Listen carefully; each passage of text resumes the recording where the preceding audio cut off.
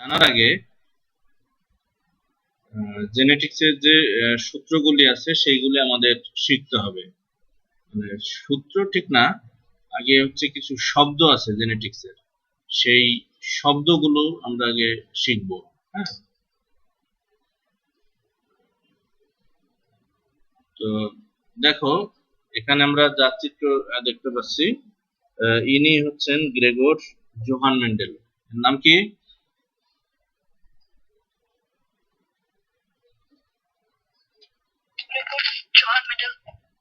উনি 1822 সালে জন্মগ্রহণ করেন এবং 1884 সালে মারা যান।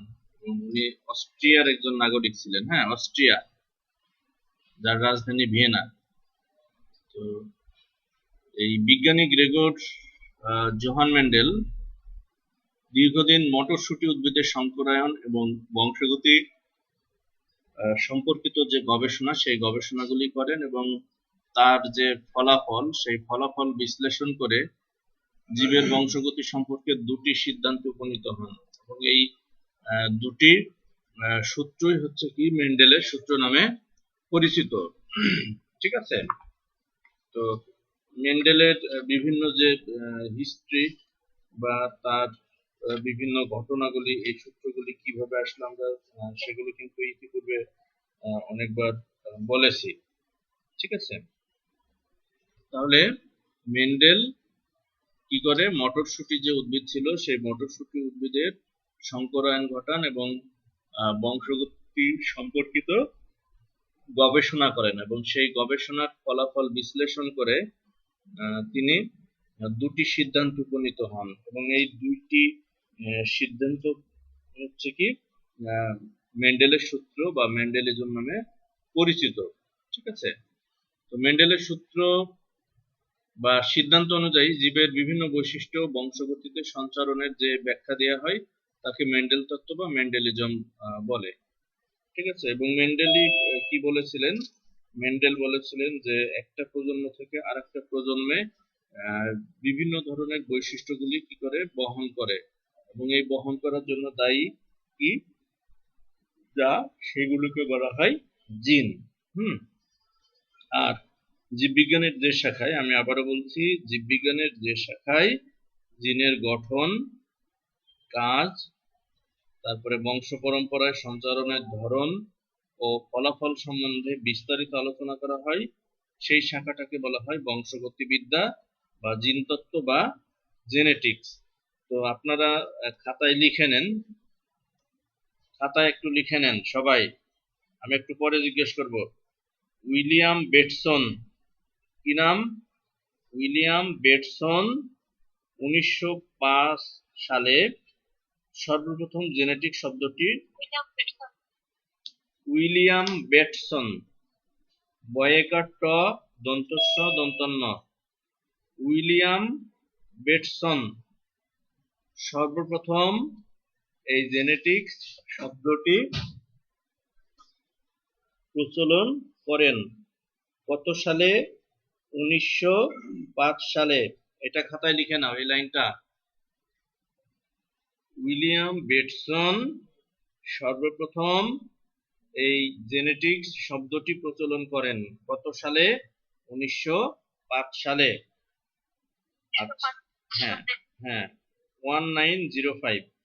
আচ্ছা, জেনেটিক শব্দটি গ্রিক শব্দের মূল রূপ জিন, জিইএন, জিন শব্দ থেকে। তো এই জিন শব্দের যে অর্থ সেটা হচ্ছে পরিণতি স্বরূপ ঘটা, অর্থাৎ কোনো কিছুতে উদ্ভূত হওয়া।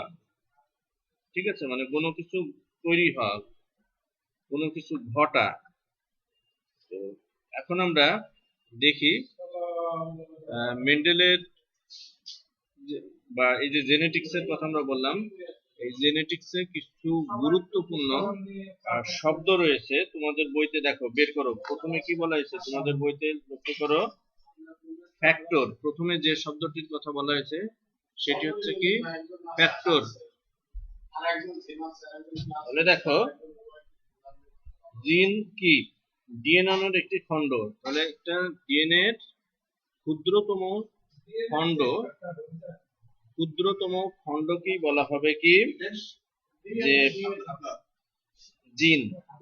এবং এর মাধ্যমে কি হয়, এই জিনের মাধ্যমে কি হয়, একটা প্রজন্ম থেকে আর একটা প্রজন্মে বিভিন্ন ধরনের যে বৈশিষ্ট্যগুলি,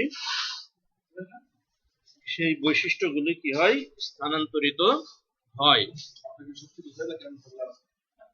এটা কি বুঝছো তোমরা?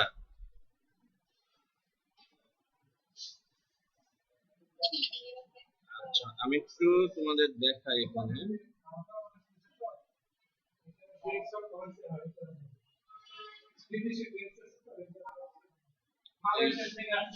স্ক্রিনটা কি দেখতে পাচ্ছ?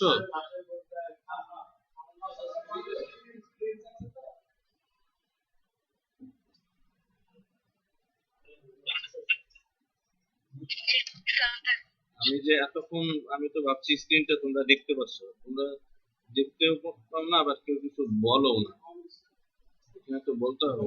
এই যে আমি এতক্ষণ এগুলি মানে বুঝাইলাম, আমি তো ভাবছি তোমরা দেখতে পেয়েছো। ঠিক আছে, এখানে আমরা যা ছবিটা দেখতে পাচ্ছি, উনি হচ্ছেন গ্রেগর জোহান মেন্ডেল।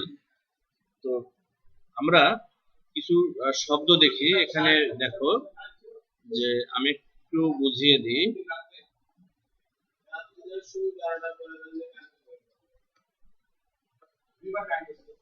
এটাকে মনে করো,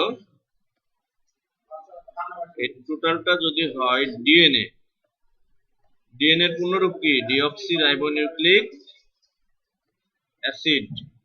ডিএনএ এর পূর্ণরূপ হচ্ছে কি? Deoxyribonucleic acid. টোটালটাকে আমি যদি মনে করি ডিএনএ, এটা টোটালটা হলো কি ডিএনএ। তাহলে এই ডিএনএ এর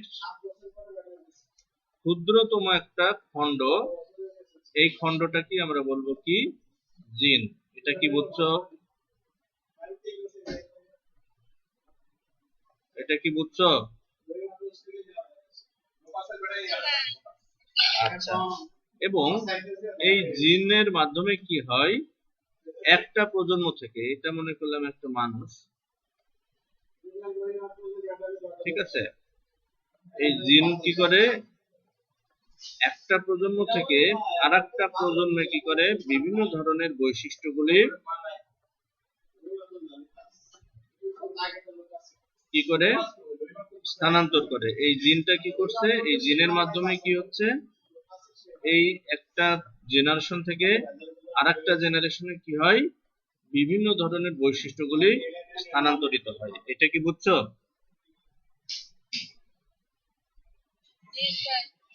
ওকে, এখন আমরা পরেরটা দেখি।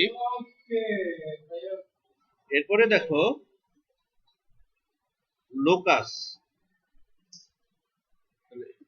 লোকাসটা কাকে বলে সেটা জানি। তাহলে এটা যদি ক্রোমোজোম হয়, খেয়াল করো, এটা হচ্ছে যদি ক্রোমোজোম হয়, তাহলে ক্রোমোজোমের যে জায়গায় জিনগুলি অবস্থান করে, সেই জায়গাটা কি বলা হয় কি? লোকাস। কি বলে? লোকাস মানে লোকেশন, মানে অনেকটা এরকম। ঠিক আছে, তাহলে ক্রোমোজোমের যে জায়গায় জিনগুলি অবস্থান করে, সেই জায়গাগুলো কি বলবো কি? লোকাস। একটু কি বুঝছেন? আর লোকাসের মধ্যে মনে রাখবেন জিনগুলি থাকবে এরকম জোড়ায় জোড়ায়। তাহলে লোকাসের মধ্যে জিনগুলি কি এককভাবে থাকবে নাকি জোড়ায় জোড়ায়?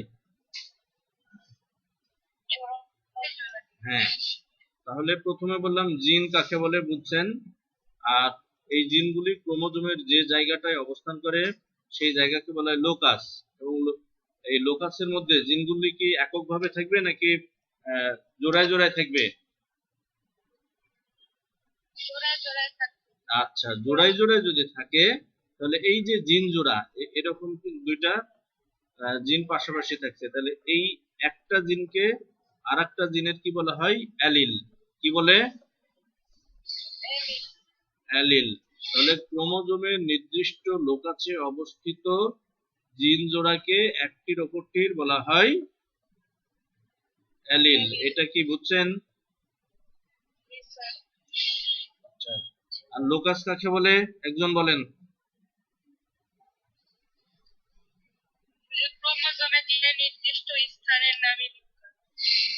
যে নির্দিষ্ট স্থানে জিনগুলি অবস্থান করে সেই নির্দিষ্ট স্থানকে বলা হয় লোকাস। আর লোকাসের মধ্যে জিনগুলি কি এককভাবে থাকবে না জোড়ায় জোড়ায়? আচ্ছা, এই জিন জোড়ার একটিকে অপরটির কি বলা হয়? অ্যালিল। আচ্ছা, এইবার দেখেন এই অ্যালিল দুটা, দেখেন এই যে এই দুইটাই তো অ্যালিল, ধরেন এই দুইটা অ্যালিল।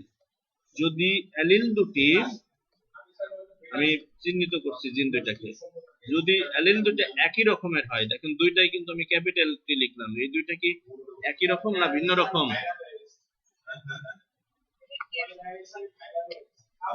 তাহলে অ্যালিল দুটি যদি একই ধরনের হয় তখন সেটাকে বলা হয় হোমোজাইগাস। কি বলে? হোমোজাইগাস। আর অ্যালিল দুটি যদি ভিন্ন প্রকৃতির হয়, এই যে দেখো অ্যালিল দুটা যদি ভিন্ন প্রকৃতির হয় তাহলে সেটাকে বলা হয় হেটারোজাইগাস। এটা কি বুঝছো? তাহলে এই যে দেখো, এই যে এখন দেখো একটা ক্যাপিটাল টি একটা স্মল টি, অর্থাৎ এই জিন দুইটা যদি একই রকম হয় তাহলে এই যে এটা দেখো একই রকম, একই রকম হলে সেটাকে বলা হয় হোমোজাইগাস। আর যদি ভিন্ন রকম হয় তাহলে কি বলা হবে? হেটারোজাইগাস। এই পর্যন্ত বুঝতে অসুবিধা কার? কারো অসুবিধা আছে? এইগুলি যদি না বুঝো, আমি আবারও বলছি, এইগুলি যদি না বুঝো পরের পড়া কিছু বুঝবা না। তাহলে আমি জিন বা ফ্যাক্টর কাকে বলে সেটা বললাম, অ্যালিল কাকে বলে সেটাও বললাম। এখন দেখি যে হোমোজাইগাস কাকে বলে সেটাও কিন্তু আমরা বললাম। হোমোজাইগাস হচ্ছে দুইটা একই রকম হলে। জিন দুটি কি বললাম, এই যে এখানে লক্ষ্য করো, দুটি জিন যদি একই প্রকৃতির হয় তাহলে সেটাকে বলবো হোমোজাইগাস। আর যদি ভিন্ন প্রকৃতির হয় তাহলে কি বলবো? হেটারোজাইগাস। এগুলি অনেকবার বললাম অল্প সময়। তাহলে এখানে দেখো এটা দেখো এই দুইটা একই রকম, এই যে দেখো এখানে লাল রং, এখানেও লাল রং দিয়ে চিহ্নিত করেছে, একই রকম হলে হোমোজাইগাস। আর এখানে দেখো একটা নীল একটা লাল, তাহলে এই দুইটা কিন্তু ভিন্ন রকম। আর যদি ভিন্ন রকম হয় তখন সেটাকে বলা হবে হেটারোজাইগাস। যদি কারোর কোনো কনফিউশন থাকে আমাকে জিজ্ঞেস করো।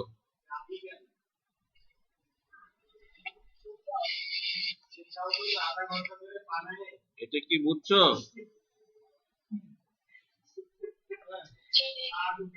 ওকে,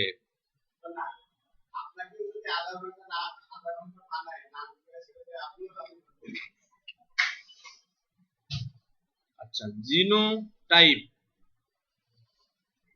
জিনোটাইপ আর ফিনোটাইপ কাকে বলে এটা কি বুঝো? আচ্ছা, এখানে এই ইঁদুরটার রং কেমন?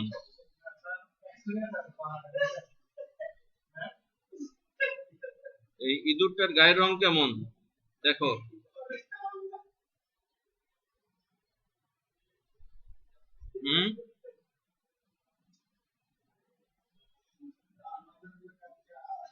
আচ্ছা, এখানে আমি কয়েকজনকে একটু কোশ্চেন জিজ্ঞেস করি, কে কে আছে দেখি। এখানে আছে, আচ্ছা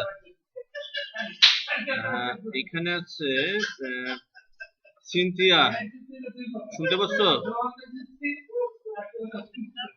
আচ্ছা সিনথিয়া, বলো তোমার মাথার যে চুল সেই চুলের রংটা কি কালো নাকি ওই যে ডোনাল্ড ট্রাম্পের মতো? কালো। আচ্ছা, এবার আফ্রিকার মানুষের গায়ের রং খুব ফর্সা, তাই না?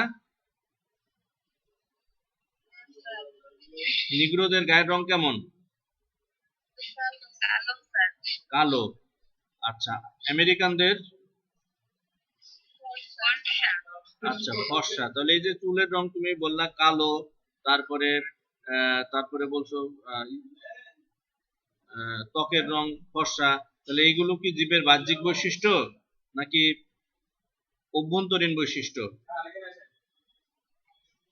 বাহ্যিক। বাহ্যিক বৈশিষ্ট্য। তাহলে এই যে কোন জীবের বাহ্যিক যে বৈশিষ্ট্য, তাহলে জীবের প্রকাশিত বাহ্যিক বৈশিষ্ট্যকে বলা হয় ফিনোটাইপ। কি বলে? ফিনোটাইপ। ফিনোটাইপ। হ্যাঁ। আচ্ছা, এরপর এই যে বাহ্যিক যে বৈশিষ্ট্যগুলি প্রকাশ পাচ্ছে, মানুষের রং, কারো রং, চুলের রং হচ্ছে কি বলে যে বাদামি, কারোর কালো, কারোর ত্বকের রং হচ্ছে শ্যামলা, তারপরে কালো, কারোরটা হচ্ছে কালো, কারোরটা হচ্ছে ফর্সা। তাহলে এই যে বাহ্যিক যে বৈশিষ্ট্যগুলি, এই বাহ্যিক বৈশিষ্ট্যগুলো কি বলা হচ্ছে কি ফিনোটাইপ।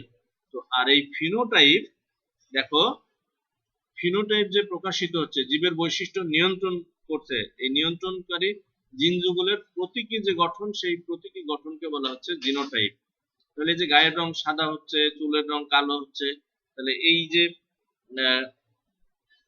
এই বৈশিষ্ট্যগুলি প্রকাশ পাচ্ছে, এই প্রকাশ পাওয়ার জন্য জিনের যে অভ্যন্তরীণ গঠন কাঠামো, এই গঠন কাঠামোর, জিনের গঠন কাঠামোর প্রতীকী যে গঠনটা, সেই গঠনটাকে বলা হবে কি জিনোটাইপ।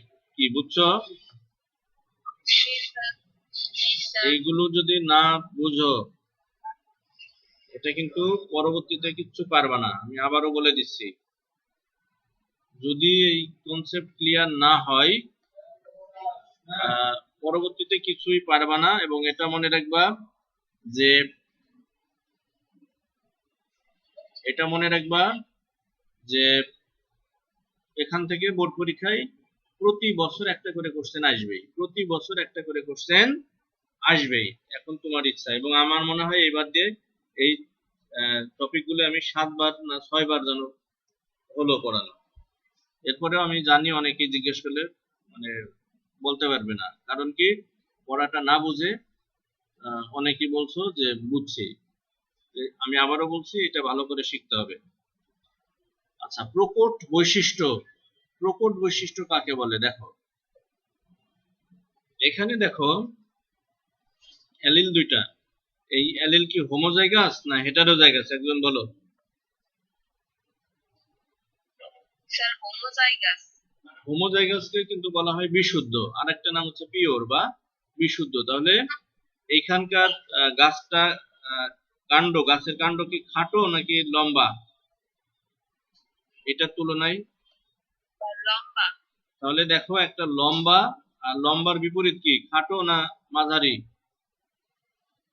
খাটো। খাটো।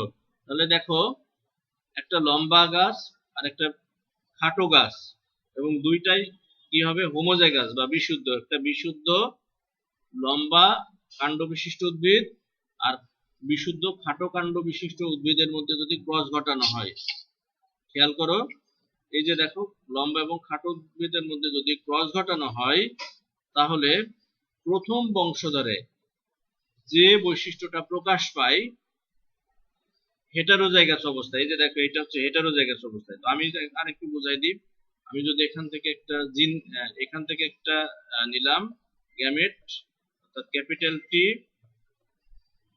আর এখান থেকে একটা নিলাম স্মল টি, এই দুইটা হচ্ছে গ্যামেট।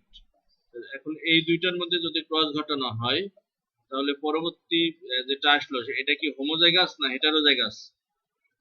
হেটারোজাইগাস। হেটারোজাইগাস। তো হেটারোজাইগাস অবস্থায় যে বৈশিষ্ট্যটা প্রকাশ পায়, সেই বৈশিষ্ট্যটাকে বলা হয় প্রকট বৈশিষ্ট্য। কি বলা হয়? প্রকট বৈশিষ্ট্যকে সাধারণত আমরা ক্যাপিটাল টি দ্বারা প্রকাশ করি। এখানে আমরা ক্যাপিটাল টি দ্বারা প্রকট যে বৈশিষ্ট্য, সেই প্রকট বৈশিষ্ট্যটাকে প্রকাশ করে। তো প্রকট বৈশিষ্ট্য দেখো, প্রকট বৈশিষ্ট্য মাথার মধ্যে রাখো, প্রকট বৈশিষ্ট্য এরকম হোমোজাইগাস অবস্থায় প্রকাশ পেতে পারে, আবার এরকম হেটারোজাইগাস অবস্থায়ও কিন্তু প্রকাশ পেতে পারে। এটা কি বুঝছো? জি স্যার। প্রকট বৈশিষ্ট্য হোমোজাইগাস অবস্থায়ও প্রকাশ পেতে পারে, আবার হেটারোজাইগাস অবস্থায়ও প্রকাশ পেতে পারে। কিন্তু প্রচ্ছন্ন বৈশিষ্ট্য অর্থাৎ এই যে দেখো হেটারোজাইগাস অবস্থায় যে বৈশিষ্ট্যটা প্রকাশ পায় সেটাকে বলছে প্রকট বৈশিষ্ট্য, আর যেটা প্রকাশ পায় না সেটাকে বলা হচ্ছে কি প্রচ্ছন্ন বৈশিষ্ট্য। ক্লিয়ার? যেটা প্রকাশ পায় না সেটাকে বলা হয় প্রচ্ছন্ন বৈশিষ্ট্য। তো প্রচ্ছন্ন বৈশিষ্ট্য তখনই প্রকাশ পায় যখন দুইটা প্রচ্ছন্ন জিন আসে। প্রচ্ছন্ন বৈশিষ্ট্য তখনই প্রকাশ পাবে যখন দুইটা প্রচ্ছন্ন জিন এরকম হোমোজাইগাস অবস্থায় থাকবে। এটা কি বুঝছো? জি স্যার। ওকে, আমরা পরেরটায় যাই। প্রচ্ছন্ন বৈশিষ্ট্য দেখো, কোন হেটারোজাইগাস জীবে বিপরীত বৈশিষ্ট্য সম্পন্ন দুটি জিনের মধ্যে যে জিনটির বৈশিষ্ট্য অপ্রকাশিত থাকে সেটাকে বলা হয় প্রচ্ছন্ন বৈশিষ্ট্য। মানে যে জিনটির বৈশিষ্ট্য অপ্রকাশিত থাকে সেই জিনটাকে বলা হয় প্রচ্ছন্ন জিন, এবং উক্ত জিনের বৈশিষ্ট্যকে বলা হয় প্রচ্ছন্ন বৈশিষ্ট্য। তাহলে এইখানে চিত্রটা খেয়াল করো যে এখানে কি যে উদ্ভিদটা আসছে এই উদ্ভিদটা কি খাটো নাকি লম্বা?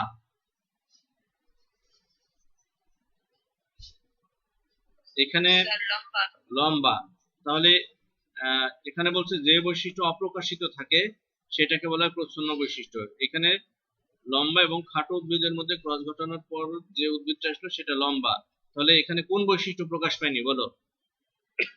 খাটো বৈশিষ্ট্য। তাহলে এখানে খাটো যে বৈশিষ্ট্য সেই খাটো বৈশিষ্ট্যটা হলো উদ্ভিদের কি প্রচ্ছন্ন বৈশিষ্ট্য। ক্লিয়ার? জি স্যার। ওকে, আমরা পরেরটায় যাই। আচ্ছা, এখন আরো কিছু বৈশিষ্ট্য শিখতে হবে।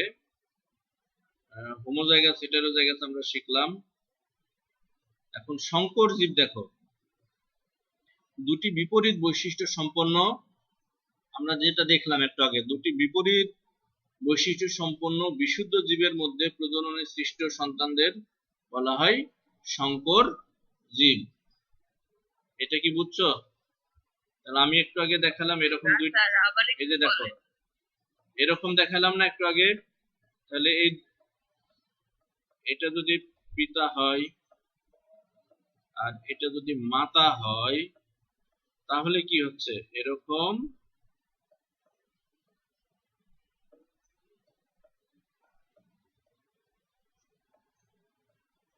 দুইটা কিন্তু বিশুদ্ধ বৈশিষ্ট্য, তাই না? তাহলে এই যে এখান থেকে একটা জিন নিলাম, এই গ্যামেট নিলাম, আর এখান থেকে একটা গ্যামেট নিলাম, তাহলে কি বলা হলো দেখো এখানে দুটি বিপরীত বৈশিষ্ট্য সম্পন্ন। তাহলে এইটা হচ্ছে লম্বা, লম্বার বিপরীত হচ্ছে কি খাটো। তাহলে দুটি বিপরীত বৈশিষ্ট্য সম্পন্ন বিশুদ্ধ। বিশুদ্ধ কেন বলা হচ্ছে? এখানে দুইটাই হোমোজাইগাস অবস্থায়, এই জন্য বলা হচ্ছে বিশুদ্ধ। তাহলে বিশুদ্ধ জীবের মধ্যে প্রজননে, তাহলে এই যে জীবের মধ্যে প্রজনন ঘটলো, এখানে নিষেক ঘটলো, নিষেকের ফলে সৃষ্ট যে সন্তান সেই সন্তানদেরকে বলা হচ্ছে সংকর জীব। তাহলে এই যে এখানে যেটা আসছে সেই জীবটাকে বলা হচ্ছে কি সংকর। এটা কি ক্লিয়ার? জি স্যার। বাকিরা চুপ কেন? সবাই কি বুঝতে পারছো? জি স্যার। এটার কিন্তু পরীক্ষা দিতে হবে, জি স্যার করলে হবে না। আমি কিন্তু পড়ানোর শেষে পরীক্ষা নেব একটু পরে, বা আমি ওই মেসেঞ্জার গ্রুপে লিংক দিব, ওই লিংকে যে 10-এর কম পাবে, 10-এর মধ্যে যে 8-এর কম পাবে সে ধরে নেব কিছু বুঝেনি, সেইভাবে পড়া শিখবেন। তো বিজ্ঞানী মেন্ডেল দুটি পর্যায়ে গবেষণা চালান। দেখেন, প্রথম পর্যায়ে তিনি একজোড়া বিপরীত বৈশিষ্ট্য সম্পন্ন, প্রথম পর্যায়ে কি বলা হচ্ছে, তিনি একজোড়া বিপরীত বৈশিষ্ট্য সমন্বিত মটরশুঁটি উদ্ভিদের মধ্যে ক্রস বা সংকরায়ন ঘটিয়ে তার বংশগতি লক্ষ্য করেছিলেন বলে এদের মনোহাইব্রিড ক্রস বলে। এই যে সুন্দর কথা, মনোহাইব্রিড ক্রস কাকে বলে? এটা মনো মানে কি 2 না 3 না 4? মনো মানে কত?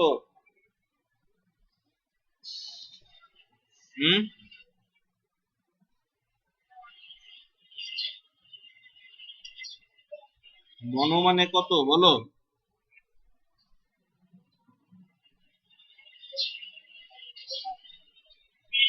স্যার আমি বলছি মনো মানে কত? স্যার মনে নাই। এক। কে বললো? এক।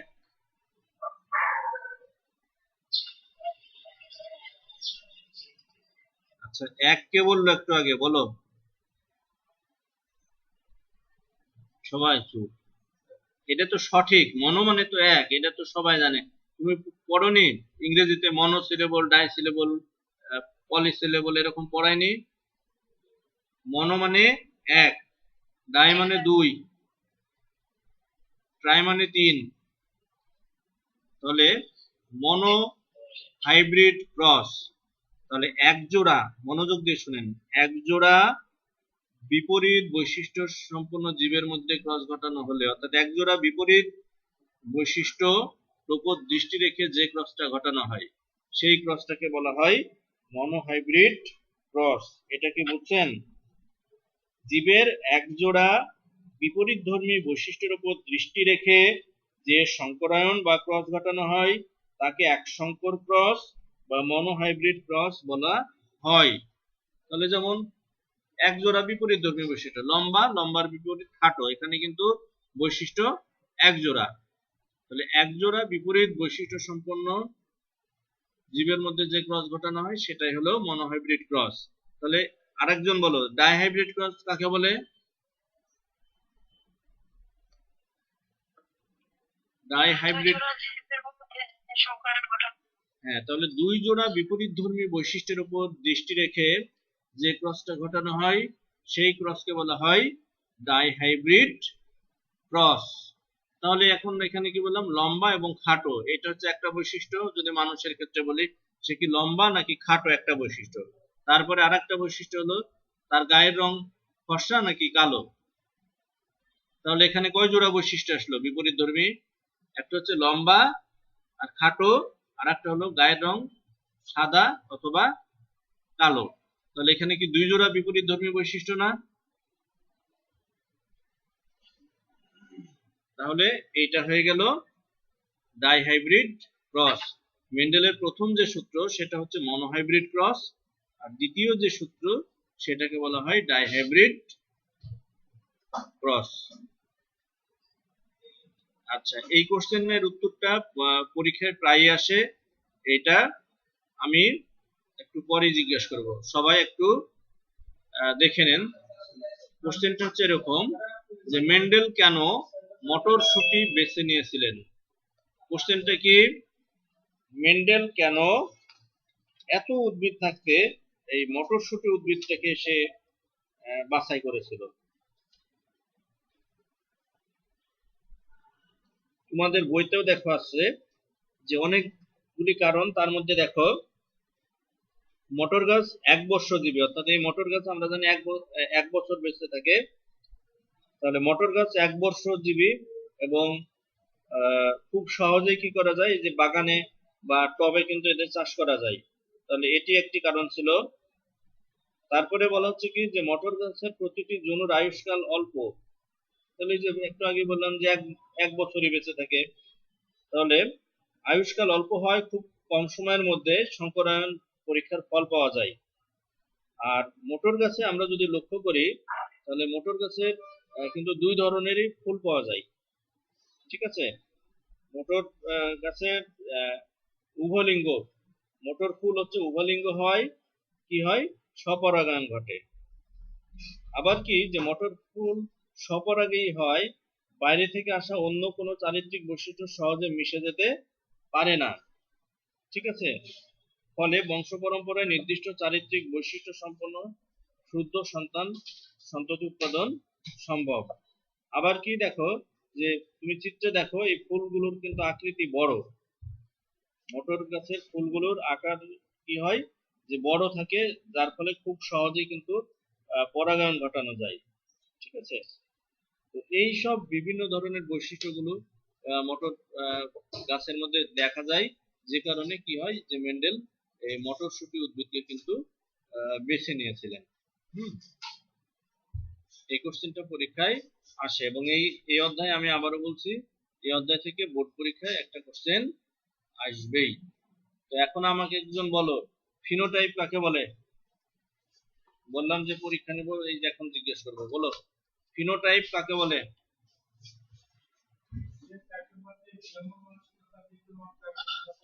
স্যার জীবের বাহ্যিক বৈশিষ্ট্যকে ফিনোটাইপ বলে। আচ্ছা, অ্যালিল, অ্যালিল না, লোকাস কাকে বলে?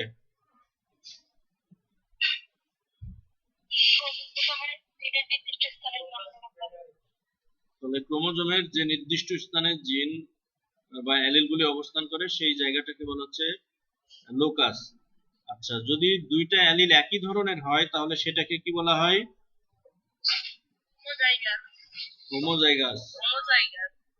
আচ্ছা, লাস্টের কোশ্চেনের উত্তরটা এটা কাকে জিজ্ঞেস করি? এটা জিজ্ঞেস করি, যেটুকু বুঝছো সেটুকু বলবা। এটা বলো তাসনিম, মেন্ডেল তার গবেষণায় মটরশুঁটি উদ্ভিদকে কেন বেছে নিয়েছিলেন, বলো।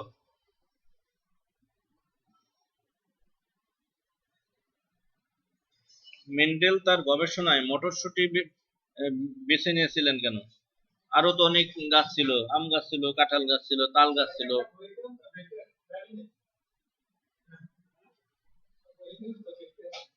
বলো, এত গাছ থাকতে সে মটরশুঁটি কেন নিল?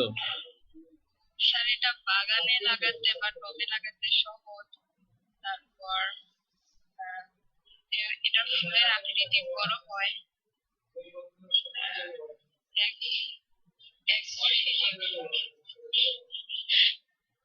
তাহলে এইগুলি কিন্তু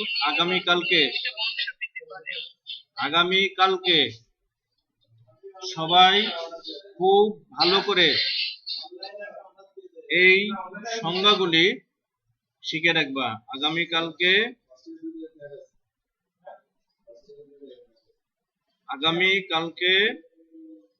সবাই খুব ভালো করে এই সংজ্ঞাগুলি শিখে রাখবা।